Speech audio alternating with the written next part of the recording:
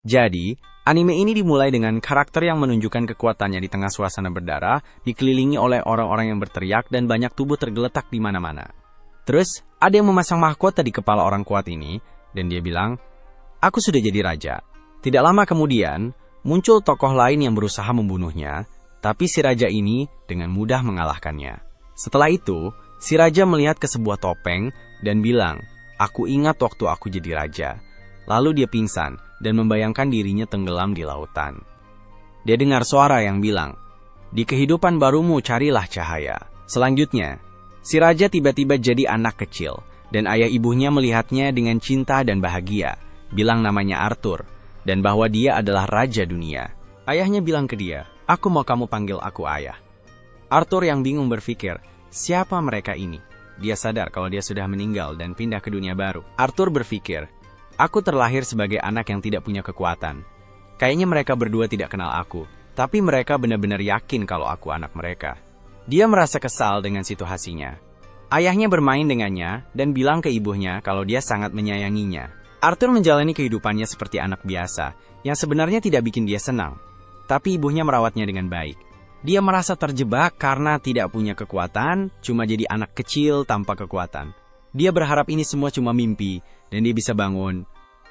Lalu kita lihat ayahnya Arthur lagi latihan sihir. Ternyata, kuat banget! Arthur sampai kagum lihat kekuatan ayahnya. Pas lagi latihan, tiba-tiba ayahnya kena batu dan terluka. Istrinya langsung periksa keadaan dan pakai sihir penyembuhan tingkat tinggi. Arthur langsung mikir, ternyata ada kekuatan di dunia ini yang belum aku tahu. Besoknya, ayahnya Arthur latihan lagi di hutan, kuat banget sampai bisa kalahkan banyak monster. Terus, banyak orang datang dan berdiri di depannya. Sepertinya mereka teman-temannya. Kemudian, ayahnya Arthur pulang, disambut sama istri dan anaknya.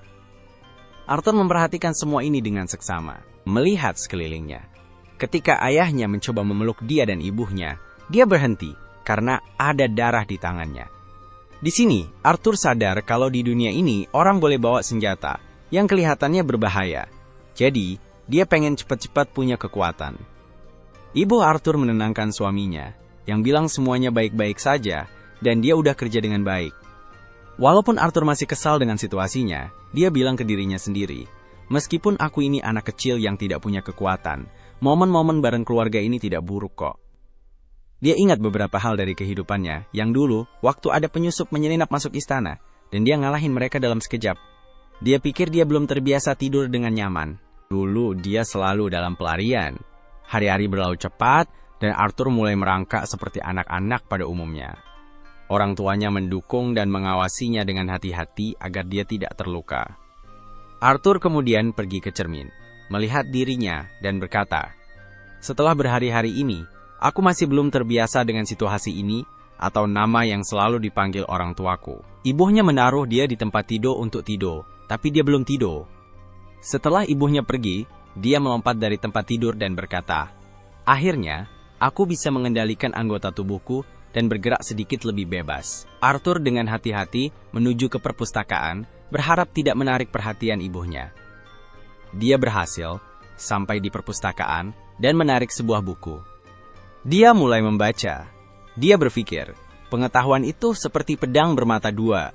Dia mulai belajar apa yang dia inginkan dan menemukan kalau dia lahir di benua bernama Dekaton yang punya 3 kerajaan. Yang pertama adalah kerajaan Kucaci Darf yang tinggal di bawah tanah. Yang kedua adalah kerajaan Elf Yidro yang ada di dalam hutan. Dan yang ketiga adalah Sabin, tempat tinggal Arthur. Arthur mencatat kalau kerajaan ini mirip dengan kerajaannya yang dulu, tapi di sini tahta diwariskan, bukan direbut. Selanjutnya, Arthur mengambil buku lain, menariknya untuk dibaca, dan menjatuhkan kedua buku itu ke lantai. Dia mencatat kalau dunia ini tidak semaju dunianya, dan buku ini mencerminkan teknologi mereka yang masih sedikit sederhana. Dia belajar kalau dunia ini punya sihir, dan kekuatan di sini namanya mana, yang kebanyakan diturunkan dari keluarga. Ada 2 cara utama buat pakai mana, yaitu untuk peningkatan dan pemanggilan. Para enhancer pakai mana buat ningkatin kekuatan fisik mereka, jadi mereka bisa punya tenaga yang luar biasa, pertahanan yang kuat, dan bisa bergerak cepat banget. Sementara itu, summoner bisa manggil mana, dan ngendaliin sesuka mereka. Arthur mulai mikir tentang sihir yang dipakai ibunya buat nyembuhin ayahnya. Terus dia bilang, "Hidda aku, hei."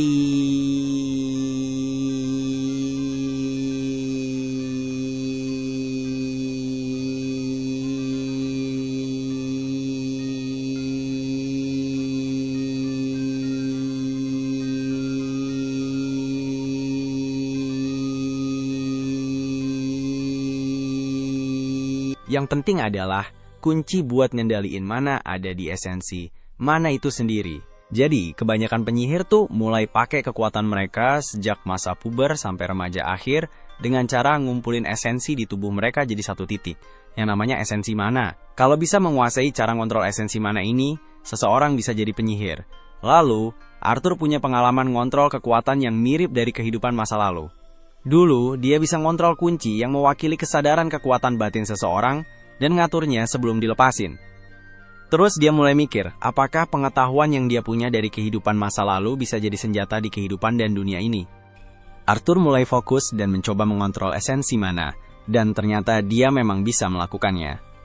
Tapi, ibunya tiba-tiba menghentikan dia, bilang, "Kamu bikin ibu khawatir, jangan lakukan ini lagi ya." Dia kemudian melihat Arthur dengan terkejut, seolah-olah menemukan sesuatu. Tapi dia bilang, "Sepertinya kamu hebat banget." Arthur pun menjawab, "Aduh, jadi malu."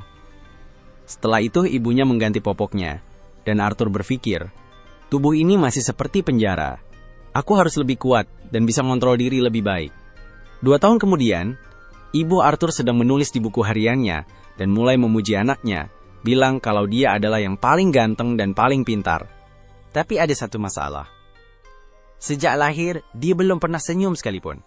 Suatu hari, sambil melihat keluar jendela, dia melihat Arthur sedang duduk dengan ayahnya, berlatih menggunakan tongkat seperti pedang. Ayahnya sangat terkesan dan bilang, "Sepertinya kamu berbakat." Dia memanggil ibunya untuk melihat apa yang dilakukan Arthur, tapi ibunya marah dan berkata, "Apa yang kamu lakukan dengan anak manisku?" Ayahnya menjawab, "Aku tidak melakukan apa-apa kok, cuma nunjukin cara pakai pedang." Ibunya memarahinya, "Gimana bisa kamu lakukan ini? Dia baru mulai jalan." Arthur berpikir, "Sepertinya aku mulai paham gimana cara dunia ini bekerja. Kayaknya seluruh dunia ini berjalan kayak permainan dalam kendali ibunya." Kemudian, di perjalanan menuju kota, Arthur teriak kegirangan, mikir kalau kunjungannya ke kota bikin dia dapat banyak informasi. Dia bilang pakai senjata bisa bikin dia menguasai teknologi dan kekuatan di dunia ini. Dia juga dapat wawasan soal beberapa batu yang baru pertama kali dia lihat, yang tidak ada di dunianya, dan dia dapat kesempatan luar biasa buat lihat sihir. Kunjungannya ke kota ini emang benar-benar berharga. Tidak lama setelah itu, mereka dalam perjalanan pulang, dan Arthur ketiduran karena kecapekan. Dia mikir, keluarga ini udah urus semua kebutuhanku. Meskipun kehidupan ini kadang bikin sesak, sebenarnya tidak sepenuhnya buruk. Terus dia mulai mikir, apa keluarga emang selalu harus kayak gini? Dia mulai ingat-ingat masa lalu yang suram waktu orang tuanya ninggalin dia di panti asuhan pas masih bayi. Dan dia besar di sana, yang jelas bukan pengalaman yang enak. Makanya dia bilang, ngerasain hangatnya keluarga ini tuh menyenangkan. Saat Arthur lagi tidur, ibunya mulai ngomong ke dia, "Kamu tahu tidak, aku suka sama hal-hal yang kamu lakukan. Kayak menyelinap buat baca buku dan pura-pura tidur padahal tidak. Kayaknya sifat-sifat itu nurun dari ayahmu deh. Suatu hari nanti kamu pasti bakal mutusin rasa penasaran yang besar dan berkata, 'Tapi, ibu aku mau belajar lebih banyak tentang sihir.'" Dengan senyum lembut, ibunya berkata, "Besok saja ya nak, sekarang waktunya tidur." Arthur menghela napas, tapi akhirnya setuju. Dia tahu ibunya benar, dia butuh istirahat. Keesokan harinya, saat sarapan, Arthur bersemangat sekali. Dia tidak sabar ingin bertanya banyak hal tentang sihir ke ayahnya. "Ayah, bagaimana caranya memindahkan batu dengan sihir seperti yang ayah lakukan kemarin?" tanya Arthur dengan mata berbinar-binar. Ayahnya tertawa kecil dan berkata, "Pelan-pelan Arthur, semua butuh waktu dan latihan. Nanti ayah ajarin kok." Arthur mengangguk semangat, membayangkan suatu hari nanti dia bisa melakukan hal-hal hebat seperti ayahnya. Dengan mata polosnya, dia akhirnya membiarkan dia melakukan apa yang dia mau. Awalnya dia menolak, tapi lama-lama dia menyerah dan membiarkannya membaca buku itu. Selama waktu itu, Arthur cerita kalau selama 2 tahun ini, dia menemukan banyak hal Tapi yang paling penting adalah kemampuan dia untuk menghasilkan mana dengan mengumpulkan semua bagian esensi di tubuhnya ke satu titik. Belajar ini sangat susah, tapi kayaknya latihan gue akhirnya bermanfaat. Sementara itu, ayahnya Arthur lagi istirahat di luar. Tiba-tiba ada ledakan besar di rumah. Ayah Arthur berhasil menyelamatkan ibunya. Dan pas dia sadar apa yang terjadi, dia langsung khawatir banget sama Arthur. Dia buru-buru pulang untuk memeriksa anak mereka. Dan kaget banget ngelihat apa yang terjadi. Dia mikir, anakku ini kan belum genap 3 tahun, tapi udah bisa ngendaliin esensi mana. Ayahnya seneng banget lihat perkembangan anaknya, tapi tiba-tiba ada balok kayu yang jatuh. Dan dia pikir bakal mati. Untungnya orang tuanya berhasil nyelamatin dia di detik-detik terakhir. Arthur mikir, aku punya keluarga yang sayang banget sama aku, yang ngelakuin segala cara biar aku aman. Ibunya Arthur mulai nangis, ngerasa terharu sama kejadian ini, tapi juga seneng banget anaknya baik-baik aja. Dalam situasi ini, Arthur mulai inget-inget beberapa kejadian dari masa kecilnya. Dulu, Arthur sering lihat orang tua yang khawatir dan sayang banget sama anak-anak mereka, sementara dia selalu sendirian. Sekarang, air mata mulai mengalir dari mata Arthur, sama kayak orang tuanya, dan dia tidak tahu kenapa bisa begini, soalnya dia belum pernah ngerasain perasaan kayak gini di kehidupan sebelumnya. Dia peluk ibunya, dan mulai nangis untuk pertama kalinya, bilang, andai ada yang bisa jelasin apa yang sebenarnya terjadi. Setelah kejadian dramatis itu, tiba-tiba muncul monster berbahaya, dan kayaknya bakal ada hal-hal serius dan seru yang akan terjadi. Kemudian cerita kembali ke kehidupan masa lalu Arthur, yang dulunya dikenal sebagai Raja Grey. Waktu itu, ada seorang pelayan kerajaan yang ketahuan mencoba membunuhnya. Menurut hukum, orang itu seharusnya dihukum mati tanpa perlu bertanya-tanya. Tapi, Dewan Raja memutuskan untuk mengasingkan dia ke negara asalnya bersama seluruh keluarganya. Mereka tahu, di sana nasib yang lebih buruk daripada kematian menunggu mereka. Sang pelayan yang putus asa dan ketakutan, memohon pada Grey untuk menyelamatkan keluarganya. Namun, Grey yang tidak menunjukkan belas kasihan, malah membunuh istri dan anak orang itu tepat di depan matanya. Bukan karena dendam, tapi sebagai tindakan belas kasih, menunjukkan betapa dinginnya dia sebenarnya. Jadi, hampir tidak bisa dipercaya kalau Arthur, anak yang tampak polos ini, adalah orang yang dulu memerintah dengan ketegasan tanpa hati. Sekarang, Arthur sedang menghabiskan waktu bersama ayahnya, Ray, yang memberinya sepasang sarung tangan tempur yang sama dengan miliknya. Tapi Arthur menolaknya dan memilih untuk tetap dengan pedang kayunya. Dia merasa kalau dengan tubuhnya yang sekarang, memakai sarung tangan itu akan memperpendek jangkauannya dan membuatnya tidak diuntungkan. Ray tidak berdebat atau memaksa. Sebaliknya, dia tersenyum dan dengan santai masuk ke sesi latihan biasa mereka. Tapi hari ini berbeda. Di tengah pertarungan, Arthur mengungkapkan bahwa dia telah belajar cara memperkuat pedangnya dengan mana, dan dengan kejutan itu, dia benar-benar melucuti Ray. Untuk pertama kalinya dalam hidupnya, Arthur menang, membuat Ray terkejut, terdiam, dan benar-benar tak menyangka dengan pertumbuhan cepat anaknya. Kemudian, saat makan malam, Ray memutuskan untuk mencarikan instruktur yang tepat untuk Arthur, menyadari bahwa dia akan menghambat kemajuan anaknya jika tidak melakukannya. Ibu Arthur, Alice, tidak setuju dengan keputusan ini karena dia tahu bahwa mendapatkan instruktur untuk Arthur berarti dia harus meninggalkan rumah mereka di perbukitan dan pergi jauh ke kota sendirian di usia yang masih sangat muda, yaitu 4 tahun. Tapi Ray tetap bersikeras, bilang ke Alice kalau Arthur sekarang sudah bisa meningkatkan segala sesuatu dengan sihir dan ini penting untuk masa depannya. Kedua orang tua ini bolak-balik berdebat dan akhirnya bertengkar besar di meja makan. Jadi Arthur punya ide simple untuk bikin semuanya senang. Dia usul supaya mereka berdua ikut ke kota bersamanya. Dengan cara ini, Ray bisa membuat Arthur diajar oleh tutor yang baik. Dan Alice bisa selalu dekat dengan anak laki-lakinya. Orang tua Arthur langsung setuju dan mulai berkemas untuk pindah ke kota. Tidak lama setelah itu, kelompok teman Ray, sebuah kelompok petualang yang bernama Twin Horns, datang langsung untuk mengawal Arthur dan keluarganya ke kota. Arthur memperkenalkan dirinya kepada mereka dan kepada pemimpin mereka, Adam, yang mengatakan pada Arthur bahwa mereka pernah bertemu di masa lalu, tetapi mengira anak kecil seperti Arthur tidak akan ingat. Namun, Arthur ingat semuanya dengan sangat jelas. Itu terjadi waktu dia meledakkan seluruh rumah. Saat itu, Twin Horn datang membantu membangunnya kembali dan Arthur mendengar seluruh percakapan mereka. Jadi dia tahu kalau orang tuanya dulu bagian dari Twin Horn sebelum memutuskan menetap. Nah, ketika Adam selesai bicara dengan Arthur, Angela masuk memberikan pelukan erat pada Arthur sampai-sampai dia susah bernapas. Durden, si tank dalam kelompok itu, melihat Arthur kesulitan dan menariknya dari Angela. Saat itulah, Arthur melihat seorang gadis muda menatapnya dari atas kereta. Dia adalah Jasmine, kelihatannya tidak terlalu ramah dan hanya diam-diam memperhatikan Arthur dari kejauhan. Arthur terpesona oleh tatapan Jasmine saat Helen datang menghampiri, menjabat tangan Arthur, dan memperkenalkan dirinya serta Jasmine. Setelah perkenalan singkat itu selesai, perjalanan menuju kota Cyrus pun dimulai. Arthur diam-diam berkomentar pada dirinya sendiri, betapa primitifnya sistem transportasi ini dibandingkan dengan dunianya yang lama, di mana mobil terbang adalah hal biasa. Namun, dia tidak menganggapnya buruk, apalagi dengan kehadiran ibunya yang selalu perhatian di sampingnya selama perjalanan. Saat mereka istirahat, dan saat istirahat tersebut, sekelompok monster serigala liar menyerang, membuat Arthur sadar betapa berbahayanya dunia luar yang sesungguhnya. Jasmine maju untuk melawan serigala-serigala itu, dan dengan mudah mengalahkan mereka menggunakan belatinya. Ray, Adam, dan anggota Twin Horns lainnya ikut dalam pertarungan, dan tidak lama kemudian, mereka mengendalikan situasi tersebut. Arthur, sebagai satu-satunya penonton, merasa termotivasi oleh teman-temannya dan mulai bersemangat untuk bergabung dengan mereka dalam pertarungan berikutnya. Malam itu mereka mengadakan pesta besar ketika Arthur melihat Alice sama sekali tidak makan. Katanya dia sudah kenyang, tapi ada yang aneh. Dia melihat luka di lengan Ray dan langsung bangkit untuk menyembuhkannya. Saat dia melakukannya, suasana berubah. Kelompok itu jadi lebih waspada.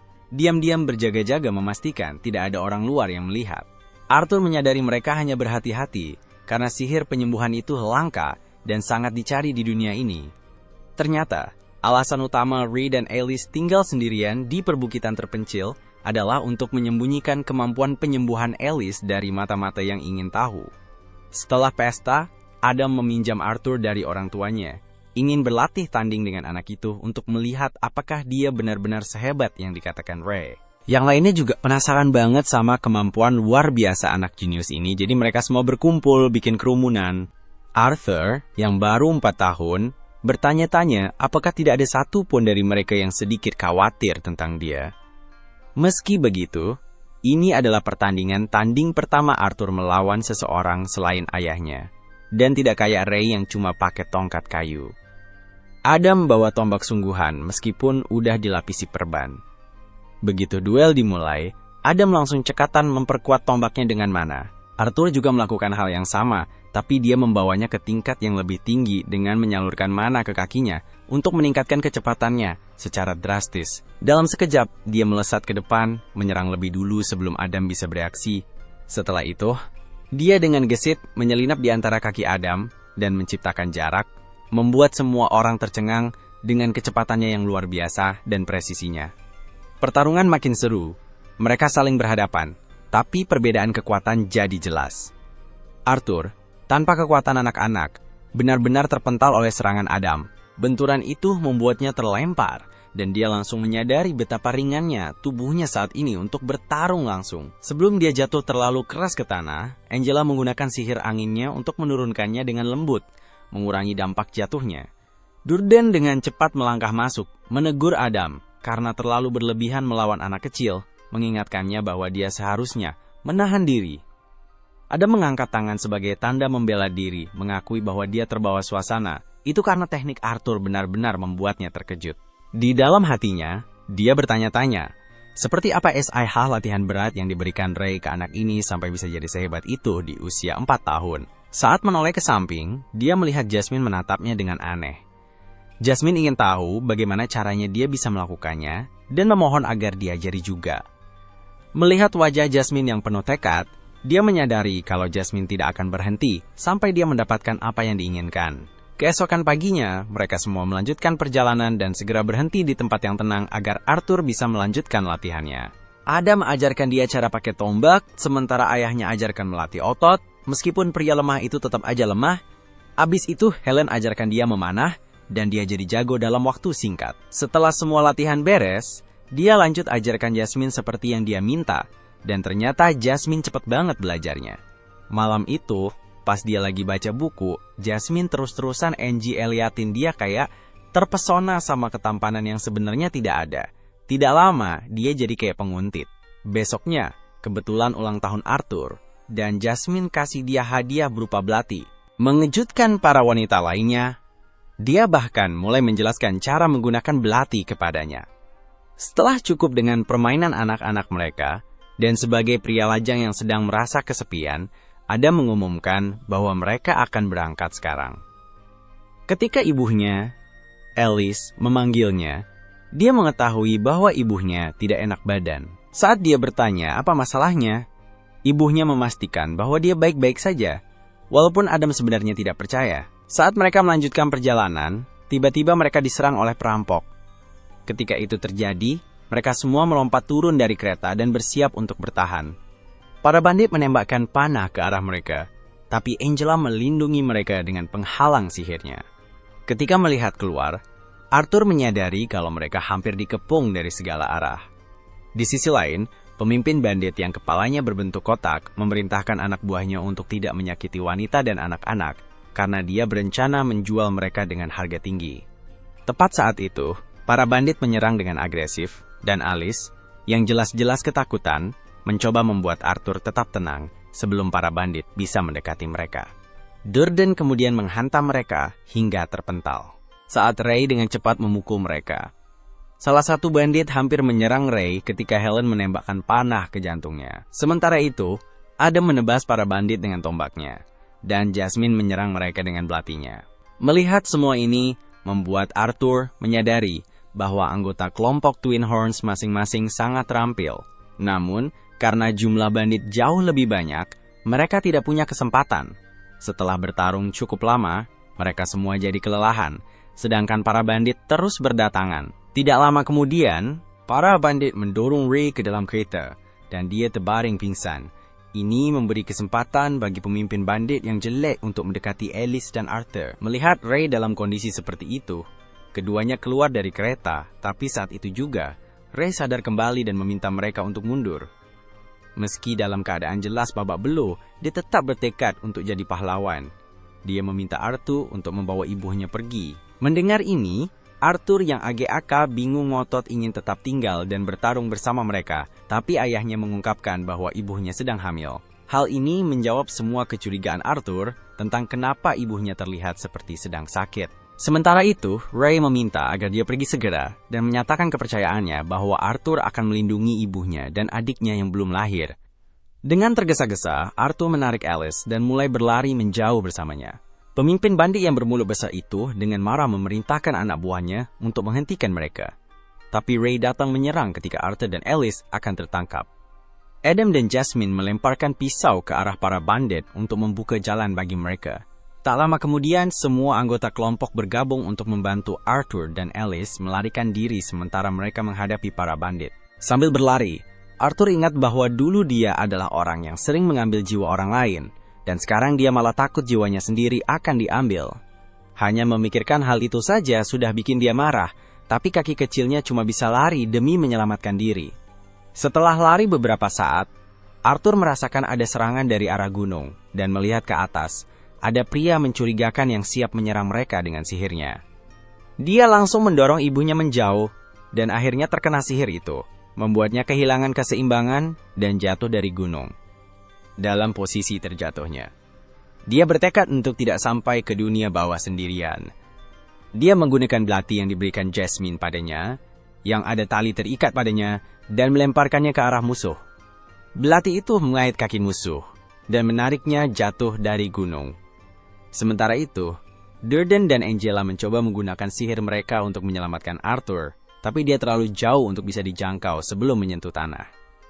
Saat dia jatuh, Arthur mulai berpikir tentang keberadaannya, sementara ibunya memperhatikannya dari atas dengan tangan terentang lebar, berharap dia bisa meraihnya. Memikirkan kemungkinan kehilangan anaknya, membuatnya meneteskan air mata, tapi di sisi lain, Arthur merasa puas karena bisa melindungi keluarganya sendiri, meskipun nyawanya jadi taruhannya. Namun, dia sedih karena tidak bisa menjadi kakak seperti yang diinginkan.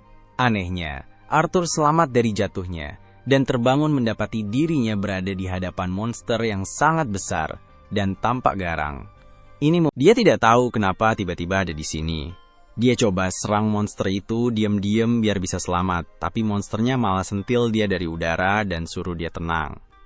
Monster itu bilang ke Arthur kalau dia ada di pihaknya.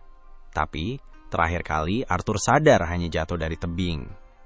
Tapi ya, Arthur masih terluka parah dan lukanya tidak bakal sembuh kalau tidak makan sesuatu, jadi monster itu mulai metik buah dari dinding gua. Dia suruh Arthur makan buahnya, tapi Arthur tidak percaya sama buah random dari dinding, jadi dia mau bangun buat ngomong biar bisa keluar dari situ. Tapi pas banget di saat itu, lukanya mulai terasa lagi.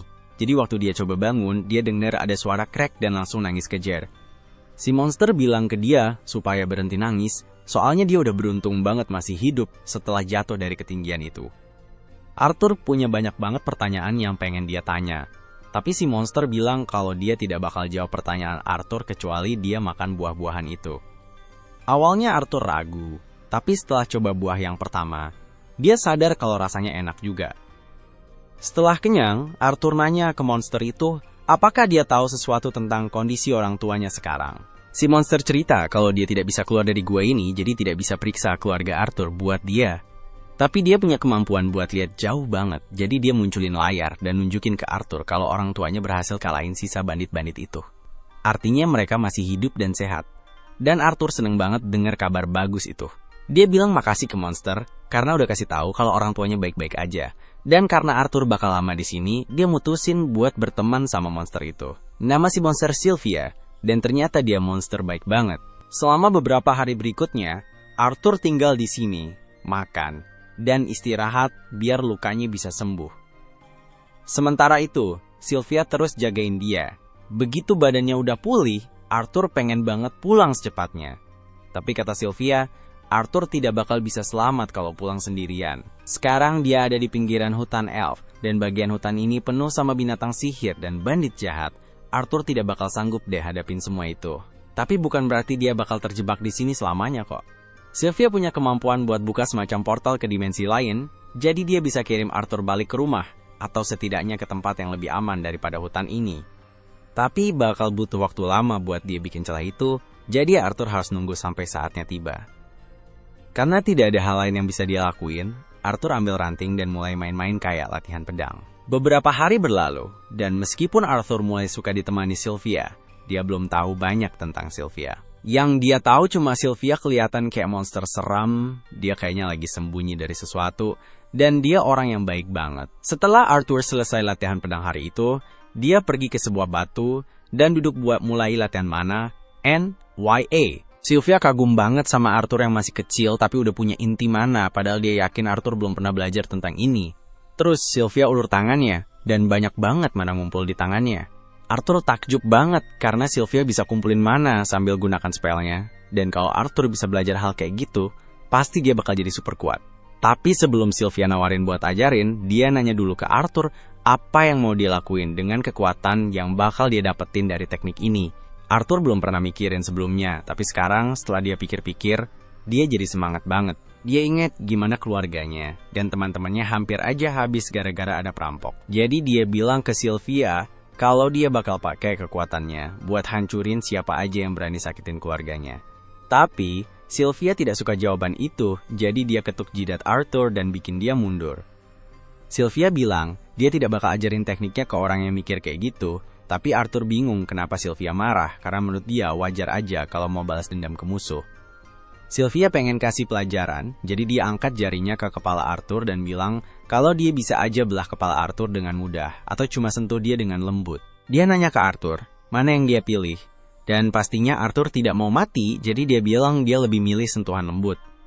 Kadang emang gampang banget lakuin sesuatu, karena marah atau benci, tapi kalau udah terjebak, hidup bakal jadi lingkaran kebencian yang tidak ada habisnya. Dia tidak mau Arthur hidup kayak gitu, jadi dia tanya sekali lagi, mau diapain kekuatan itu? Arthur mikir lagi, tapi kali ini dia ingat senyum cerah orang-orang yang dia sayang, jadi dia jawab kalau dia mau pakai kekuatannya buat lindungi orang-orang yang dia peduli. Dan Sylvia suka banget sama jawaban itu. Sementara itu, di luar gua, ada monster yang mirip banget sama Sylvia, kayaknya lagi cari dia dan udah deket banget mau nemuin. Dulu di dunia lamanya Arthur, dia itu raja, tapi bukan berarti dia punya semua kekuasaan. Yang benar-benar berkuasa itu para senator, jadi Arthur tuh kayak agen perang yang dipanggil kalau mereka butuh dia buat lakuin hal-hal yang mengerikan, tapi dia tidak pernah suka hidup kayak gitu. Balik ke masa sekarang, Sylvia lagi ajarin Arthur gimana cara pakai tekniknya.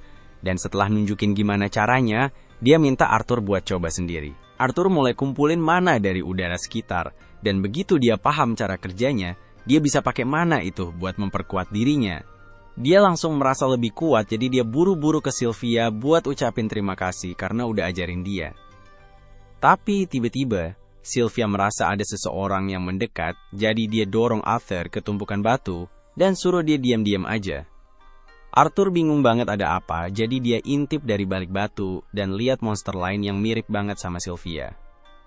Kayaknya Sylvia kenal sama dia dan kaget karena dia bisa nemuin Sylvia di situ, tapi monster kedua ini kayaknya tidak mau buang-buang waktu. Jadi dia maksa Sylvia buat ikut sama dia. Tapi Sylvia bilang tidak mau, jadinya dia langsung marah-marah. Arthur pengen nolongin Sylvia, tapi dia dengar suara Sylvia di kepalanya bilang jangan khawatir tentang dia. Monster yang lain coba ajak Sylvia buat kerja sama, karena kalau tidak, dia harus bunuh Sylvia. Tapi Sylvia lebih milih mati daripada dengerin dia, jadi dia mulai kumpulin mana, NYA, dan nunjukin wujud aslinya. Ternyata Sylvia itu naga, dan pas jadi naga, dia bisa pakai kekuatan yang lebih besar dari sebelumnya. Dia nembakin serangan gede ke monster yang lain, terus monster itu blok serangannya. Tapi dia bilang Sylvia bodoh, karena dengan kondisi tubuhnya sekarang, Sylvia tahu banget kalau dia tidak bakal bisa bertahan dengan keluarin tenaga sebanyak itu. Dia sadar banget kalau mungkin dia bakal mati karena ini, tapi dia tidak masalah soalnya dia udah punya hidup yang panjang dan bahagia. Dia berhasil mendorong monster satunya ke tembok, tapi dia belum kalah, jadi dia bangkit lagi dan mulai serang Sylvia dengan banyak ledakan. Sylvia kena banyak serangan dari ledakan itu, tapi sekarang dia lebih khawatir sama Arthur daripada dirinya sendiri karena pertarungan ini makin dekat ke tempat Arthur sembunyi. Monster satunya lagi keluarin satu ledakan lagi ke arah Sylvia dan dia tidak bisa menghindar karena kalau dia menghindar, Arthur yang bakal kena. Jadi dia pakai semua kekuatannya buat menghentikan ledakan dan berhentiin waktu sebentar. Pas waktu berhenti, dia bilang ke Arthur buat keluar dari tempat persembunyiannya. Arthur nurut aja karena kelihatannya aman. Kamu pasti pengen nanya banyak soal apa yang terjadi, terutama soal dia ternyata naga. Tapi tidak ada waktu buat itu. Kekuatan berhentiin waktunya tidak bakal lama, jadi dia harus cepet-cepet bawa Arthur keluar dari sini. Dia buka celah dimensi yang udah dia siapin, tapi karena dia terluka dan tidak sempat menyelesaikan mantranya dengan benar, dia tidak bisa bawa Arthur keluar dari celah itu. Portalnya nyambung ke tengah antah berantah, bukannya ke rumahnya Arthur. Awalnya dia pengen hindarin kirim Arthur ke hutan karena bahaya, tapi sekarang tidak ada pilihan lain. Tapi tenang aja, dia yakin Arthur bisa bertahan sendiri dan pulang dengan teknik yang diajarin, jadi dia tidak khawatir soal keselamatannya lagi. Dia nanya lagi ke Arthur, buat apa SIH dia mau pakai kekuatannya? Tanpa ragu, Arthur jawab kalau dia cuma mau pakai buat lindungin keluarganya. Sylvia jadi lega, karena Arthur tidak bakal pakai kekuatan itu buat hal egois. Sebelum Arthur pergi, ada beberapa hal yang mau dia kasih. Jadi, dia bikin telur dan bulu di depan Arthur. Terus dia minta Arthur buat bungkus telurnya pakai bulu itu dan jaga baik-baik. Sebagai hadiah perpisahan terakhir, dia kasih tanda di lengan Arthur, kayak tato lengan panjang gitu. Arthur bingung, tiba-tiba punya 2 tato penuh di lengannya. Tapi Sylvia udah tidak punya tenaga buat jelasin. Dia bilang, Arthur bakal ngerti cara pakainya suatu hari nanti, tapi sayangnya dia tidak bakal ada buat ajarin itu. Dia juga minta maaf ke Arthur karena sebenarnya dia bisa aja teleport Arthur balik ke keluarganya pas pertama kali datang, tapi dia terlalu senang main sama Arthur, jadi tidak mau cepat-cepat berpisah. Dan sekarang, dia malah bikin dia dalam bahaya gara-gara keputusan egoisnya. Arthur merasa sedih banget karena dia tahu dia tidak bisa selamatin Sylvia dari kematian di sini. Padahal, dia udah ajarin banyak hal ke Arthur. Dia tidak peduli kalau Sylvia itu naga atau monster. Buat Arthur, dia adalah anggota keluarga yang berharga. Dia bilang ke Sylvia kalau dia anggap Sylvia kayak ibunya, tapi Sylvia ingetin dia kalau Arthur udah punya ibu. Jadi Arthur bilang kalau Sylvia bisa jadi neneknya. Sylvia tidak nyangka dia bakal bilang gitu, tapi dia seneng banget dengar dipanggil begitu. Jadi dia minta Arthur bilang sekali lagi, dan Arthur dengan senang hati melakukannya. Sylvia sedih banget karena tidak bakal bisa ketemu Arthur lagi, Tapi waktu mereka udah hampir habis, jadi dia dorong Arthur buat masuk ke portal. Arthur paham, jadi dia bawa hadiah dari Sylvia dan masuk, tapi di detik terakhir dia berubah pikiran dan mulai rayu Sylvia buat ikut sama dia. Sayangnya, Sylvia tidak bisa, jadi dia tutup portalnya dan kirim Arthur pergi. Waktu pun berjalan lagi, dan Sylvia kena serangan dari monster lain dan kelihatannya parah banget. Dia jatuh ke tanah, tapi monsternya tidak yakin kalau Sylvia udah mati karena dia tahu Sylvia terlalu kuat buat kalah cuma dengan serangan kayak gitu. Jadi, dia lengah waktu mendekati tubuh Sylvia yang tidak bergerak. Pas dia udah deket, Sylvia tiba-tiba kumpulin semua tenaga terakhirnya buat keluarin ledakan yang bikin dia hangus, sama semua yang ada di radius 1 mil.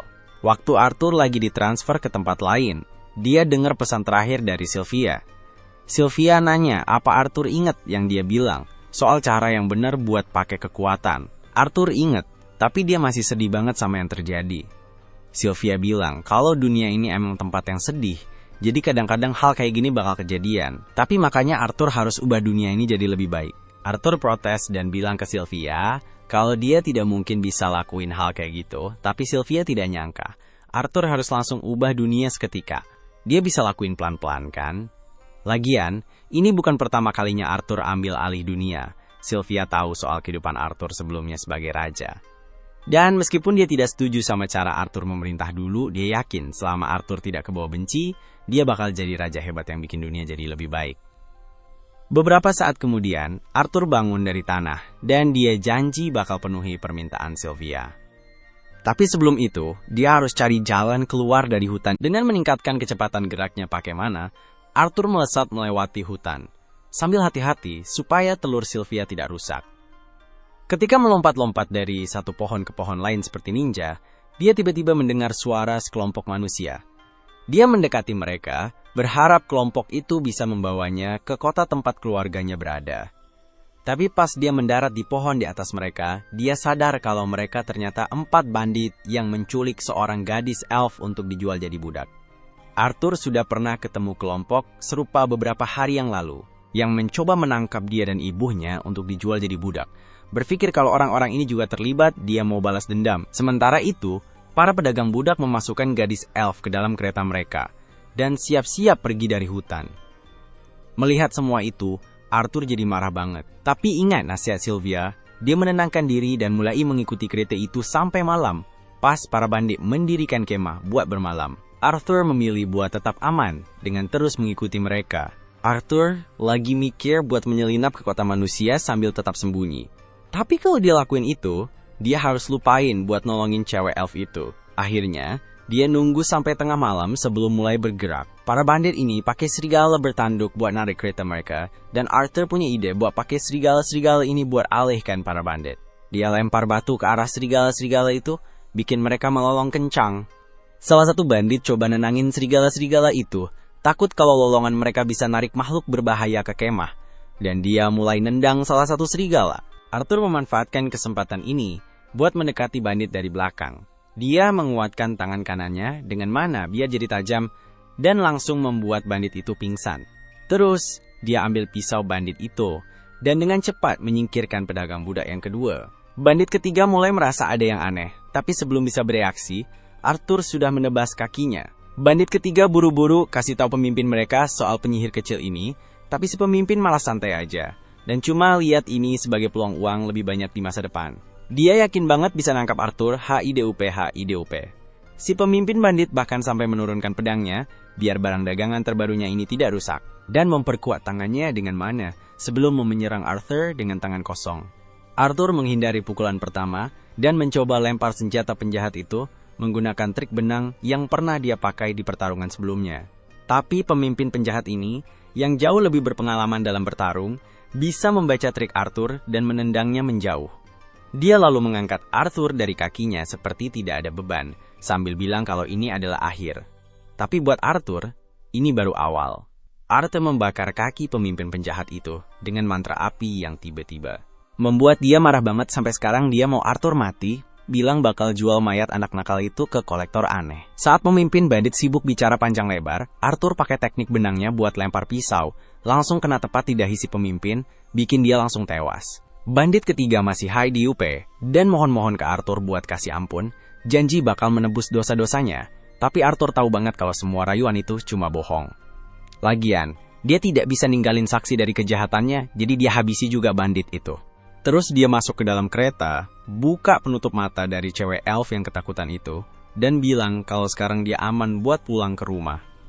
Cewek elf ini bingung dan mulai khawatir pas lihat Arthur penuh luka. Arthur sadar kalau anak-anak belum biasa lihat hal-hal kejam gitu, jadi dia cepet-cepet nutupin mayat-mayat bandit sebelum cewek elf itu sempat lihat. Terus dia bikin alasan bilang kalau orang-orang jahat itu mati karena kecelakaan, dan cewek elf ini percaya aja, ya namanya juga anak-anak. Cewek elf langsung yakin. Dia mengemasi beberapa barang berguna yang mungkin dibutuhkannya untuk perjalanan selanjutnya dan siap berangkat. Tapi, gadis elf itu menghentikannya, memegang tangannya, dan memohon agar dia tidak meninggalkannya sendirian di hutan yang berbahaya ini. Dia bilang ke Arthur kalau orang tuanya pernah cerita tentang hantu pohon yang tinggal di hutan ini dan suka makan anak-anak. Tapi sebenarnya itu cuma cerita buat nakut-nakutin anak biar cepat tidur. Akhirnya, Arthur sadar kalau dia tidak punya pilihan lain selain membawa gadis elf itu ke tempat yang aman. Gadis itu menggunakan indera arah yang dimilikinya dan bilang rumahnya ke arah selatan, yang ternyata berlawanan dengan arah orang tua Arthur. Arthur tanya gimana dia bisa diculik, dan dia cerita kalau dia masuk ke hutan sambil ngejar kupu-kupu terus kesasar. Arthur, yang udah menduga, tidak heran dengan cerita konyol itu. Dia ingat waktu dulu dia juga pernah ditahan di usia yang sama, dan tidak mau dia alamin hal yang sama, dia setuju buat antar dia pulang. Si gadis elf tidak mau terus-terusan pakai serigala bertanduk buat perjalanan mereka, karena menurut dia, mereka bakal mati kalau jauh dari kehidupan alaminya. Dengan berani, dia melepaskan ikatan mereka. Dan serigala-serigala itu dengan tenang kembali ke hutan, ke tempat asal mereka. Arthur senang bisa menolong gadis baik hati ini, dan makin semangat buat mengantarnya pulang dengan selamat. Keesokan paginya, dua anak pemberani ini mulai jalan kaki melewati hutan, dan Arthur akhirnya penasaran nanya nama si gadis elf. Gadis elf itu bilang namanya Tessia. Dia kemudian bertanya ke Arthur siapa namanya, dan Arthur kasih tahu. Sambil jalan, Arthur mikir mungkin dia lapar, jadi Arthur kasih sup semangkok, suruh duduk, dan bilang makan aja. Walaupun tidak lapar, katanya, lebih baik makan buat jaga tenaga, masih ada jalan panjang di depan. Momen itu bikin dia ingat Sylvia, yang dulu pernah bilang hal yang sama, makan walau tidak lapar, karena butuh tenaga buat jalan. Arthur sadar dia bicara kayak Sylvia dan senyum. Siapa yang bisa salahin kalau sering bareng sama seseorang?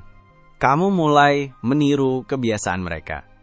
Setelah menyajikan makanan untuk Tessia, dia menggerutu, mengeluh kalau baunya aneh.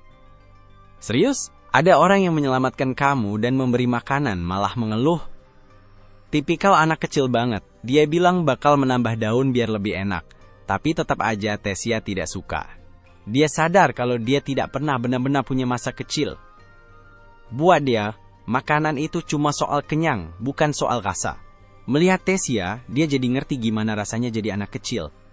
Dia merengek pengen sesuatu yang manis, tapi tidak ada kesempatan buat dapetin itu di sini. Perjalanan mereka berlanjut, dan jujur aja, ini seru banget. Dia nanya tentang kota si cewek, dan si cewek mana ini yang akan menunjukkan. Katanya di rumahnya banyak banget. Dia juga bilang tidak sabar buat bangunin mananya biar bisa belajar sama gurunya. Arthur kaget. Dia tidak tahu kalau elf punya sekolah. Dan waktu dia nanya, si cewek kayak tidak ngerti pertanyaannya.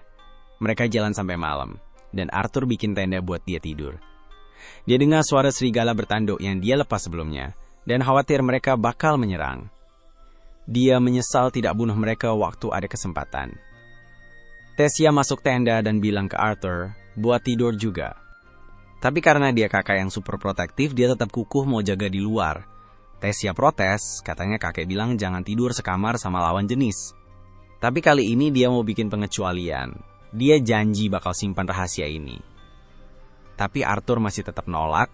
Tessia keluar lagi, ketakutan. Dia bilang kalau Arthur tetap di luar, monster berbahaya malah bisa tahu dan nemuin dia juga. Jadi, biar Tessia merasa aman, akhirnya dia setuju buat duduk di dalam. Di dalam tenda, dia mulai ngobrol tentang manusia. Katanya mereka itu aneh dan punya banyak istri. Dia coba jelasin yang sebenarnya, tapi dia malah ketiduran. Akhirnya, dia juga ikut tidur. Besoknya, perjalanan mereka lanjut lagi. Dari melompat melewati gunung sampai jalan di atas air, dia benar-benar jadi kakak yang keren. Bareng dia bikin dia sadar gimana rasanya jadi kayak anak kecil. Tapi, perjalanan ini terasa panjang dan jujur. Dia mulai khawatir sama orang tuanya. Sementara itu, Tessia jadi makin nyaman sama dia. Dia ngobrol bebas. Di perjalanan, Arthur tiba-tiba merasakan sakit yang tajam di inti mananya. Tessia berpikir dia cuma capek dan buru-buru pergi untuk mencari ramuan. Sementara Arthur bersandar ke dinding. Sakitnya makin parah. Terus, salah satu serigala bertanduk datang. Waktu yang benar-benar tidak tepat. Tessia balik lagi bawa yang dia sebut ramuan. Arthur, yang selalu seperti kakak besar, teriak suruh Tessia lari. Dia kira serigala itu siap menyerang mereka. Tapi ternyata tidak. Serigala itu malah menjatuhkan daging dari mulutnya dan pergi. Tessia tersenyum senang. Dia bilang, itu hadiah buat anak baik. Tapi, mereka beneran udah jadi anak baik. Mereka masak dagingnya, dan setelah satu gigitan, Tessia senang banget. Rasanya jauh lebih enak dibanding makanan aneh yang tadi. Emang, kalau anak kecil lihat makanan enak, mereka senangnya bukan main. Pas Arthur coba, dia baru ngerti kenapa anak-anak suka makanan manis. Rasanya enak banget sampai dia berharap dulu juga makan yang kayak gitu. Dia cerita kalau nemu jamur, bukan daun-daun, dan katanya cewek-cewek di kotanya sering makan itu. Arthur jadi santai dan ikut cobain. Dan itu kesalahan besar. Dia jadi bolak-balik ke toilet berkali-kali. Rasanya benar-benar tidak enak. Perutnya sakit banget sampai dia tidak bisa tahan. Malam tiba, dan mereka balik ke tenda. Matanya mulai terpejam karena capek dan stres. Dia pengen tidur, tapi Tessia penuh cerita. Dari buku tentang manusia dan kurcaci yang dia baca, sampai mimpinya buat ketemu mereka. Tapi dia bilang tidak bisa, karena dia dengar manusia itu jahat, jadi dia bingung harus gimana. Arthur ketiduran di tengah obrolan dan Tessia, kayak adik kecil yang manis, dia menutupi Arthur dengan kain. Besok paginya, mereka berangkat lagi. Arthur sebenarnya capek banget, tapi pura-pura senyum, biar dia tidak khawatir. Bahkan waktu dia nanya, apakah Arthur lelah, dia bohong bilang masih kuat, padahal orang buta aja bisa lihat kalau dia udah lemah banget. Pas mereka mendekati desa si cewek, dia pengen kasih julukan ke Arthur, Arti. Arthur balas manggil dia yang mulia. Si cewek tidak nangkep candaannya, dan bilang dia cuma pengen bikin Arthur merasa punya teman. Teman itu sesuatu yang jarang banget Arthur rasain sebelumnya. Jadi aku tidak bisa salahin reaksinya. Dia jalan duluan, dan lihat ada celah. Dia awalnya tidak sadar, tapi dia panggil biar lihat. Dia tidak tahu itu apa. Tiba-tiba, dia udah ada di ujungnya. Ajak dia ikut, dengan tangan terulur. Saat itu, dia bingung, mau ikut atau pulang aja. Dia raih tangannya, dan ikut masuk. Mereka sampai di sisi lain, dan dia terbaring lemas di lantai. Belum sempat pulih, penjaga bersenjata sudah mengelilingi. Mereka bilang, mengikuti lewat lubang teleportasi. Tiba-tiba, mereka menangkapnya dan menempelkan pedang ke lehernya. Dia berteriak memanggil Tessia, tapi dia cuma berdiri diam tanpa ekspresi. Ada apa ini? Apakah kebaikannya bakal berujung pada pengkhianatan? Sayangnya, para peri masih benci banget sama manusia. Jadi begitu Arthur masuk ke desa peri, dia langsung ditangkap dan ditodong pakai pedang. Arthur berharap Tessia bisa bantu, karena dia bisa jadi saksi buat Arthur. Tapi ternyata Tessia malah cuma menatap dingin dan diam aja. Arthur langsung mikir kalau Tessia udah jebak. Dia buat dibunuh. Dia gak nyangka bisa sebodoh itu percaya kalau ada yang mau temenan sama dia. Soalnya, di kehidupan sebelumnya, dia udah sering banget dikhianati. Para peri udah siap buat potong kepalanya, sementara Tessia nonton. Tapi ternyata Tessia gak ada hubungannya sama sekali. Entah kenapa dia baru bilang sekarang. Tapi begitu dia dengar para penjaga bilang mau bunuh Arthur, dia langsung suruh mereka berhenti. Salah satu penjaga bilang kalau anak ini manusia berbahaya. Tapi Tessia bilang Arthur nggak bahaya sama sekali. Malah, dia satu-satunya alasan Tessia bisa pulang. Kesaksian Tessia seharusnya bikin penjaga itu pikir ulang buat eksekusi Arthur. Tapi nggak. Dia malah mikir Arthur pasti udah cuci otak Tessia biar percaya dia orang baik. Jadi penjaga itu tetap mau bunuh Arthur. Tapi sebelum dia bisa ngelakuin itu, ada seorang pria muncul di depan mereka dan minta supaya anak itu dilepas. Namanya Virion dan dia kakeknya Tessia, juga mantan Raja suku Elf. Tapi dia lebih masuk akal, jadi dia percaya Tessia waktu bilang Arthur menyelamatkannya. Dia juga minta maaf ke Arthur karena memperlakukannya begitu, padahal Arthur sudah repot-repot menyelamatkan Tessia. Memang agak mencurigakan putri yang hilang tiba-tiba muncul sama anak manusia random. Arthur lega karena gak bakal dibunuh lagi, tapi dia kaget banget waktu tahu Tessia itu putri. Soalnya Tessia gak pernah bilang sama sekali, padahal mereka udah jalan bareng berhari-hari. Mungkin Tessia merasa itu gak terlalu penting buat diceritain. Pas banget, orang tua Tessia datang karena mereka udah dikabarin kalau anak mereka udah balik. Tessia langsung lari ke pelukan mereka karena kangen banget. Kalau Tessia itu putri, berarti orang tuanya adalah Raja dan Ratu El Noir. Tapi, mereka gak sebaik Virion. Begitu ayahnya Tessia lihat Arthur, dia langsung nanya kenapa ada manusia kotor di kerajaannya. Dia nyuruh para prajurit buat nangkep dan bunuh manusia itu, tapi gak ada yang bergerak. Ayahnya Tessia memang raja sekarang, tapi Virion udah bilang ke mereka buat biarin Arthur. Dan semua orang takut banget sama Virion. Virion bilang ke raja kalau Arthur itu yang nyelamatin Tessia dan bantu dia balik ke sini, jadi mereka nggak bisa memperlakukan dia kayak penjahat. Tessia juga maksa supaya Arthur diterima di kastil mereka sebagai tamu, tapi ayahnya agak ragu buat setuju. Karena biasanya manusia dilarang masuk ke kerajaan elf, apalagi masuk ke kastil. Tapi dia juga males ngadepin Tessia yang ngambek, jadi dia setuju aja buat sambut Arthur dengan baik. Karena salah paham sudah beres, semua siap-siap buat pergi ke kastil. Tapi sebelum mereka berangkat, Virion bilang ke Arthur kalau dia pengen ngobrol nanti. Arthur agak waspada sama Virion, soalnya dia bisa ngerasain kalau orang itu punya kekuatan yang luar biasa. Tapi, dia nggak punya banyak waktu buat mikirin itu karena Tessia buru-buru ngajak dia keliling.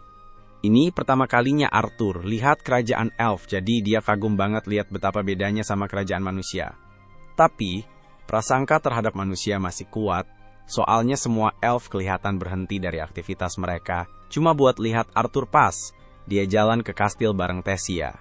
Tapi, nggak ada yang bilang sesuatu yang bikin kesal, karena sekarang dia jadi tamu kerajaan resmi. Satu-satunya yang baik sama dia cuma Tessia. Tapi Arthur masih bingung, kenapa Tessia lama banget buat turun tangan pas para penjaga hampir membunuhnya.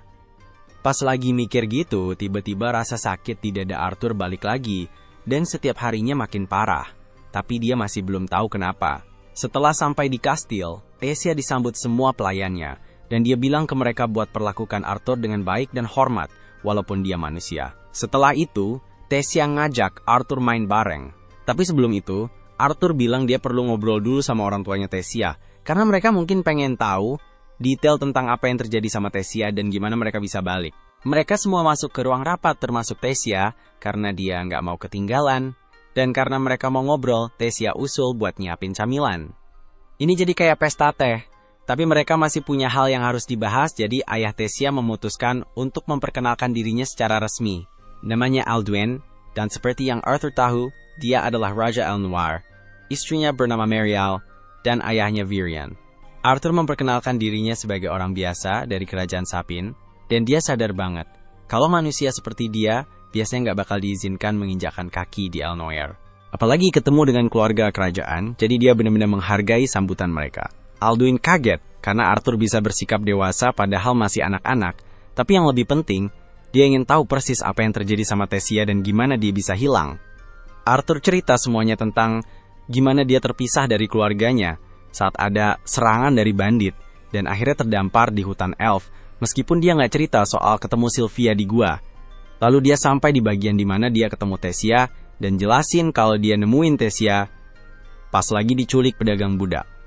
Alduin marah besar karena manusia berani coba jual Tessia jadi budak. Tapi Arthur ingetin dia kalau para elf juga pernah terlibat dalam perdagangan budak, jadi bukan cuma manusia aja yang salah. Terus Virion nanya, gimana caranya Arthur bisa nyelamatin Tessia dari pedagang budak itu. Arthur jelasin kalau dia ngalahin semuanya. Pas denger itu, salah satu penjaga langsung teriak, kalau nggak mungkin anak kecil bisa ngalahin pedagang budak sendirian. Tapi Virion nyuruh dia diem kalau nggak mau dipecat.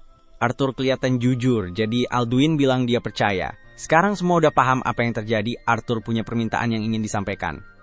Seperti yang dia bilang sebelumnya, dia terdampar di tempat ini setelah diserang bandit. Jadi dia ingin mereka membantunya pulang. Alduin marah banget karena ada manusia yang berani minta tolong sama keluarga kerajaan elf.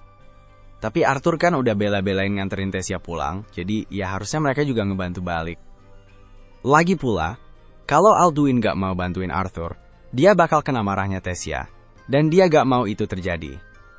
Akhirnya dia setuju buat bantu Arthur, tapi gerbang teleportasi yang bisa balik ke Sapin itu terkunci, dan cuma bisa dipakai sekali tiap 7 tahun pas ada pertemuan kepala 3 suku.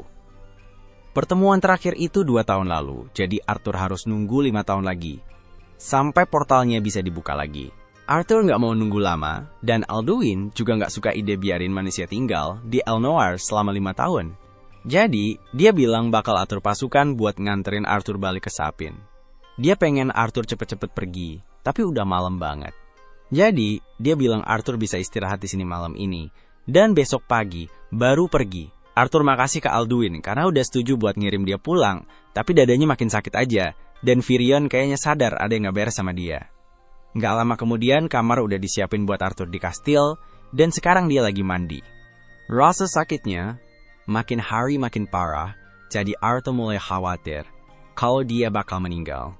Abis mandi, dia keluar ke balkon buat nyari udara segar, berharap bisa bantu ngurangin sakitnya. Sekarang dia ngerasa sedikit lebih baik, tapi dia harus cari tahu penyebab sakitnya sebelum ada kejadian buruk. Pas itu, Arthur ngeliat ke atas dan ngeliat Tessia sama orang tuanya di balkon atas. Ngeliat mereka bikin dia ingat sama orang tuanya sendiri. Dia masih belum tahu apakah Reynold dan Alice berhasil selamat dari serangan bandit, tapi dia yakin mereka kuat. Jadi mereka pasti berhasil keluar dengan selamat. Walaupun begitu, dia masih sangat berharap bisa ngobrol sama mereka sekarang. Pas lagi gitu, Tessia lihat Arthur dan dia bisa tahu kalau Arthur kelihatan sedih, jadi setelah dia selesai ngobrol-ngobrol sama orang tuanya, dia mendekati Arthur buat ngobrol. Setelah akhirnya ketemu Arthur, Tessia minta maaf karena ayahnya bersikap kasar, tapi Arthur bilang dia nggak masalah. Dia paham kenapa Alduin bisa bersikap begitu, soalnya udah ada perang bertahun-tahun antara elf dan manusia, jadi wajar aja kalau susah buat Alduin percaya sama manusia, apalagi kalau anak perempuannya terlibat. Ngomongin soal orang tua bikin Arthur inget kalau dia jauh dari orang tuanya dan dia khawatir mereka mungkin gak seneng lihat dia. Soalnya alasan mereka pergi itu kan buat Arthur, jadi bisa aja mereka nyalahin dia. Arthur juga nyalahin dirinya sendiri, karena gak bisa lindungi keluarganya dari perampok, dan malah terpisah dari mereka. Tapi terus, Tessia pegang wajahnya dan goyang-goyangin kepalanya. Dia gak tahu banyak soal orang tua Arthur, tapi kalau mereka kayak orang tuanya, dia yakin banget mereka bakal seneng lihat Arthur pas akhirnya pulang. Pas itu juga, lorongnya penuh sama kunang-kunang yang berkilauan. Dan di tengah cahaya terang itu, Arthur mulai coba inget-inget wajah orang tuanya yang lagi tersenyum. Dia udah bareng mereka sejak dia terlahir kembali ke dunia ini, dan gak pernah sekalipun mereka kasih kesan kalau mereka gak sayang sama dia. Jadi kenapa dia khawatir mereka bakal benci dia setelah kejadian itu? Dia udah lama banget biarin trauma dari kehidupan sebelumnya bikin pikirannya curiga. Bahkan dia sempat curiga Tessia bakal nusuk dia dari belakang. Tapi, pas dia lihat Tessia sekarang, yang ada cuma cewek polos yang gak bakal nyakitin temennya. Tiba-tiba, Arthur ngerasa ada benda terbang menuju Tessia, jadi dia nangkep dan langsung siapin mana buat nyerang penyerangnya. Tapi ternyata, yang nyerang Tessia itu Virion. Arthur gak nyangka kalau Virion bakal nyoba ngelakuin hal jahat kayak bunuh cucunya sendiri. Tapi Virion bilang, dia gak pernah berniat nyakitin Tessia.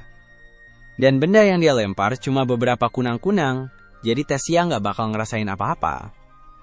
Meski begitu, Virion tetap kagum Arthur bisa bereaksi dan balas, menyerang secepat itu. Alasan Virion ngelakuin ini buat ngecek apakah Arthur beneran punya kekuatan buat ngalahin para pedagang budak, dan ternyata dia emang bener. Tessia lari dan bilang ke Virion buat berhenti ngusulin Arthur. Tapi bukan itu alasan dia datang ke sini. Dia melihat sesuatu yang menarik tentang Arthur sebelumnya, jadi dia mau adu tanding kecil dengan Arthur buat lihat seberapa kuat dia sebenarnya. Virion pakai sihirnya buat bikin pedang untuk Arthur bertarung dan mengangkat Tessia, supaya dia nggak terluka. Arthur setuju untuk bertanding, jadi dia maju dan mengayunkan pedangnya ke Virion, tapi Virion terlalu cepat. Bahkan saat Arthur pakai mana buat gerak lebih cepat, dia masih nggak bisa mengejar Virion. Dan pas dia pikir akhirnya ada kesempatan buat menyerang, Virion menghancurkan pedang Arthur dengan telapak tangannya. Ada sepotong kayu yang pecah terbang ke arah Tessia, jadi Arthur melempar sisa pedangnya untuk melindunginya. Arthur kemudian menyerang Virion hanya dengan kekuatan mananya, tapi Virion membalas dengan mana miliknya. Kekuatan Virion benar-benar luar biasa, jadi Arthur hampir tidak punya peluang untuk mengalahkannya. Tapi dia bukan tipe yang gampang menyerah, jadi setelah Virion membuatnya terpental, Arthur langsung menyerang lagi dan berhasil memukul dahi Virion. Memang tidak terlalu melukai, tapi Virion kagum Arthur bisa menembus pertahanannya dan benar-benar mengenai dia. Dia mau lanjut lagi, tapi tiba-tiba Tessia mencubit pantatnya dan bilang supaya berhenti bikin masalah buat Arthur. Arthur bilang gak apa-apa, malah merasa terhormat seorang sekuat Virion menganggap dia layak untuk duel. Ngomong-ngomong soal itu, Virion bilang ke Arthur kalau dia mau ngajarin Arthur jadi muridnya. Arthur kaget dan nangkyuan apakah dia bercanda. Tapi ini bukan hal yang bakal Virion buat bercandaan, jadi kalau dia nanya Arthur, dia bakal terima tawarannya. Arthur bingung mau ngomong apa, apalagi dia belum sempat kasih tahu orang tuanya kalau dia masih hidup. Kalau itu saja masalahnya, Virion bilang ke Arthur kalau dia tahu cara supaya Arthur bisa ngobrol sama orang tuanya sekarang juga. Arthur jadi penasaran. Tapi sebelum sempat ngomong apa-apa, dia kena lagi sakit dada yang tajam, dan Virion kayaknya tahu penyebabnya.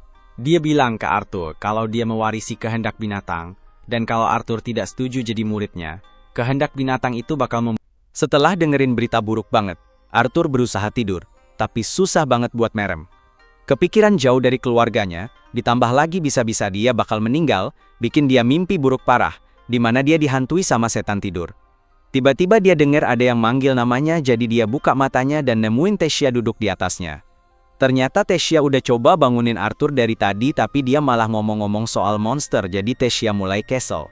Dia bilang Arthur harus cepet-cepet siap-siap karena Virion udah nunggu di luar, jadi Arthur bangun dan mulai ganti baju. Tapi Virion cuek aja, dia suka banget sama Arthur, jadi dia bakal bikin Arthur jadi muridnya, dan gak ada yang bisa ngehalangin dia. Tessia coba ngebelain Arthur, tapi Alduin gak mau dengerin pendapatnya, karena dia jelas-jelas pengen Arthur tetap di sini. Kebetulan, Virion juga gak mau dengerin pendapat Alduin, jadi dia bilang ke Arthur dan Tessia buat masuk ke kereta, karena mereka ada tempat yang harus didatengin. Pas mereka lagi jalan buat ketemu temannya Virion yang misterius, saking lamanya, Tessia sampai ketiduran. Arthur nanya ke Virion, apakah masih lama lagi buat sampai, tapi kali ini dia manggil Virion dengan sebutan kakek. Virion agak geling-geliat, Arthur jepet banget, tanpa pakai basa-basi. Tapi kalau semuanya berjalan lancar dan Arthur jadi tinggal di sini buat belajar sama Virion, dia bakal jadi bagian dari keluarga. Virion sih nggak masalah Arthur ngomong santai, malah seneng karena Tessia akhirnya punya teman buat main. Jadi anak tunggal dan pewaris tahta, kebanyakan anak-anak lain pada ngejauh. Dan yang deketin Tessia malah pernah ngecewain dia, jadi Tessia agak susah buat deket sama orang baru. Tapi kalau sama Arthur, Tessia kelihatan selalu seneng banget. Jadi si Virion tuh bener-bener bersyukur. Arthur juga punya masalah kepercayaan yang parah, tapi pas dia lihat Virion, dia ngerasa kayak lihat kakek yang tulus dan sayang, jadi dia ngerasa bisa percaya sama dia. Kereta mereka akhirnya sampai ke tujuan, Arthur bangunin Tessia terus mereka semua keluar. Arthur penasaran banget mau lihat siapa orang misterius ini, soalnya pasti penting banget kalau sampai orang sehebat Virion mau jauh-jauh ke sini buat ketemu. Virion terus nendang pintu dengan marah dan teriak manggil Rhynia buat keluar, dan pas dia nempelin kuping ke pintu buat denger, ada orang datang nggak dia malah kena pintu di mukanya. Setelah tenang, Virion ngenalin Rhynia sebagai penyihir spesial. Dia yakin banget Rhynia bisa bantu Arthur buat komunikasi sama keluarganya. Rhynia ngajak semuanya masuk biar bisa langsung mulai, tapi pas udah di dalam, Arthur cuma lihat rumah biasa dengan ember air di meja. Jadi dia mulai mikir gimana caranya Rhynia bakal bantu dia. Rhynia ngejelasin kalau dia itu penyihir spesial yang disebut Pramal, yang bisa ngelihat masa lalu dan masa depan orang. Pas dia pakai kekuatannya ke Arthur sebentar, dia langsung tahu kalau Arthur itu orang yang menarik, karena ada bagian dari masa lalunya yang gak bisa dia lihat. Walaupun sebenarnya Rhynia juga gak bakal ngerti banyak sih, soalnya dia cuma bisa lihat potongan-potongan masa lalu doang pas pakai kekuatannya. Tapi Arthur datang ke sini bukan buat nyuruh Rhynia lihat masa lalu atau masa depannya. Dia ke sini buat kasih tahu keluarganya kalau dia baik-baik aja. Rhynia dorong ember air ke depan Arthur dan bilang supaya dia mikirin orang tuanya dengan detail biar hasilnya maksimal. Terus, Rhynia mulai pakai kekuatannya, dan dalam beberapa detik, Arthur mulai ngeliat bayangan orang tuanya. Alice baru aja selesai masak semur buat makan malam yang jelas-jelas mereka berdua nggak bakal habis, dan Reynolds suka banget sama semur itu. Tapi mereka berdua beneran nggak bisa nikmatin hidup tanpa Arthur. Siapa tahu Arthur udah meninggal setelah jatuh dari tebing itu, dan Reynolds nyalahin diri sendiri banget sampai hampir jadi pemabuk. Tapi dia masih harus ngurus istrinya yang lagi hamil, jadi mereka terpaksa pergi ke kota daripada nyariin Arthur. Di sana, Reynold dapat kerjaan dan dalam hitungan minggu, dia entah gimana caranya bisa dapat cukup duit buat beli rumah di kota. Tapi, seberapa sukses pun, mereka tetap aja ngerasa hampa, karena Arthur udah nggak ada. Tiba-tiba, mereka berdua dengar suara Arthur tapi nggak bisa lihat dia, jadi mereka khawatir itu arwahnya. Arthur cerita kalau dia masih hidup dan sekarang tinggal di kerajaan elf, Elinor. Dia juga gak sepenuhnya paham gimana caranya tapi berkat temannya, dia bisa pakai semacam sihir spesial buat ngobrol sama mereka. Dia pengen banget pulang, tapi gak bisa sekarang karena ada yang salah sama tubuhnya, dan dia gak bakal bisa selamat kalau gak diberesin dulu. Tapi dia janji bakal balik begitu dia pulih meski gak tahu berapa lama bakal butuh waktu.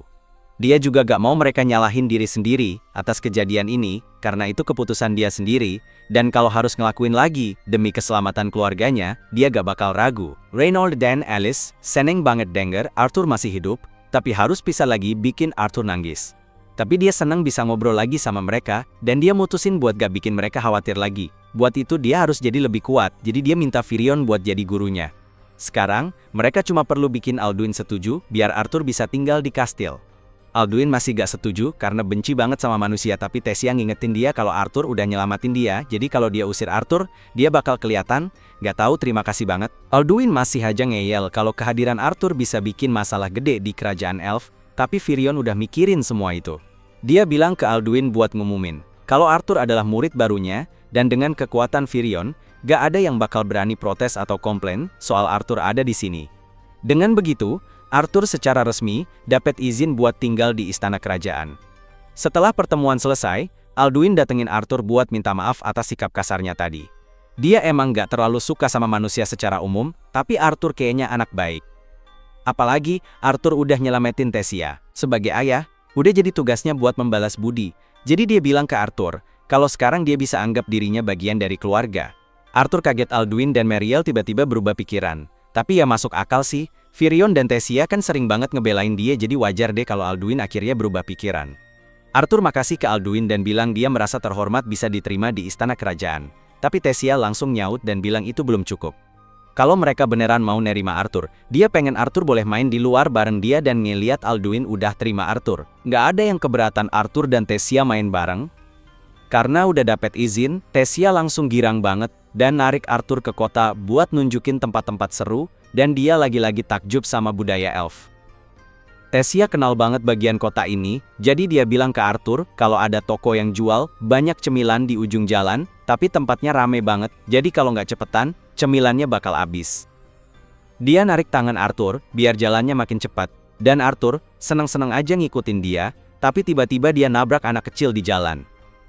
Itu beneran gak sengaja, tapi anak itu malah mulai ngehina Arthur dan teriak-teriak karena katanya Arthur nularin kuman manusia kotornya ke dia. Di momen ini, Arthur lagi mikir gimana bisa ada anak yang berani banget sok kasar, padahal cuma bocah ingusan. Tapi Tessia nyuruh dia buat cuekin aja, karena gak layak buat bikin masalah, cuma gara-gara hal sepele gini. Biasanya, Arthur bakal milih jalan damai dan pergi ninggalin Faris, tapi terus Faris mulai ngomong ke Tessia, kalau dia nggak seharusnya nongkrong sama orang kayak Arthur, dan dia lebih baik habisin waktu sama Faris aja. Faris ini anak bangsawan elf, dan dia ngerasa dirinya keren banget, jadi Arthur mutusin buat sedikit main-main sama dia. Dia pura-pura antusias ketemu Faris, tapi dia sengaja salah nyebut namanya. Faris marah karena Arthur salah nyebut namanya, jadi Arthur minta maaf, dan pura-pura kalau itu cuma kesalahan. Dia bilang bakal lebih hormat sama Faris lain kali ketemu, dan berbalik mau pergi sama Tessia, tapi Faris menghentikannya. Dia emang nyebelin, tapi nggak bodoh, jadi dia ngerti kalau Arthur sengaja ngejek dia, dan dia nggak mau ngelewatin gitu aja. Dia nantang Arthur buat duel, dengan kehormatan nama keluarganya, jadi taruhannya, dan Arthur nggak percaya, dia beneran sebodoh itu buat minta duel. Tessia datang dan bilang ke Faris, kalau meskipun dia bangsawan, ini udah kelewatan. Faris bilang, wajar aja ngejek duel, kalau ada yang rusak nama baik. Tapi Tessia ngingetin Faris, kalau Arthur itu muridnya Firion, bakalan bodoh banget kalau nantangin murid orang terkuat di kerajaan buat berantem. Tapi Faris yakin banget kalau dia nggak mungkin kalah sama manusia. Dia bilang ke Arthur, kalau dia nggak terima tantangan duel ini, bakal bikin nama Firion jadi jelek. Tapi Arthur masih bingung sama semua ini. Di dunianya yang dulu, duel itu selalu berarti pertarungan sampai mati. Kayaknya aneh banget kalau ada anak yang sembarangan nantangin dia duel di sini. Tapi dari ekspresi orang dewasa di sekitar yang kelihatan kayak sedikit terhibur, kayaknya duel di sini bukan pertarungan hidup mati deh, jadi Arthur nggak punya alasan buat nolak. Tessia nanya ke Arthur apa dia yakin mau ngelakuin ini, dan Arthur bilang dia oke-oke aja. Jadi duel resmi dimulai, dan mereka berdua siap-siap buat bertarung. Pas duel dimulai, Varys dengan pede serang Arthur sambil bawa tongkat, tapi Arthur punya rencana sampai kena tonjok di muka. Dan Varys jelas nggak siap buat yang satu itu. Varys pingsan, jadi teman-temannya langsung buru-buru ngecek dia, tapi Tessia udah tahu bakal kayak gini. Ya udahlah, duel udah kelar, dia langsung narik tangan Arthur buat pergi karena masih banyak banget yang mau dia lakuin bareng Arthur. Mereka berdua ngabisin seharian jalan-jalan ke berbagai toko, dan setelah puas mereka istirahat di balkon sambil ngobrol. Tessia nanya kapan Arthur mulai latihan sama Virion, dan Arthur bilang dia bakal mulai latihan pagi-pagi banget, tapi jelas ada yang dipikirin sama dia. Arthur kepikiran obrolan dia sama Virion sebelumnya. Dan Virion udah bilang ke Arthur kalau latihannya bakal kerasa kayak neraka. Kalau harus digambarin, rasanya kayak dicelupin ke dalam kue panas mendidih. Dan Arthur harus ngelewatin itu setiap hari, selama beberapa tahun, tanpa dukungan keluarganya. Jadi Virion pengen tahu apakah Arthur bener-bener siap buat ini. Arthur jawab, iya. Bahkan sekarang, dia udah semangat banget buat mulai latihan besok, meskipun dia tahu itu bakal berat, karena dia pengen jadi kuat buat bangun masa depan yang dia inginkan. Tessia bilang ke Arthur, kalau dia juga bakal kerja keras biar nggak ketinggalan.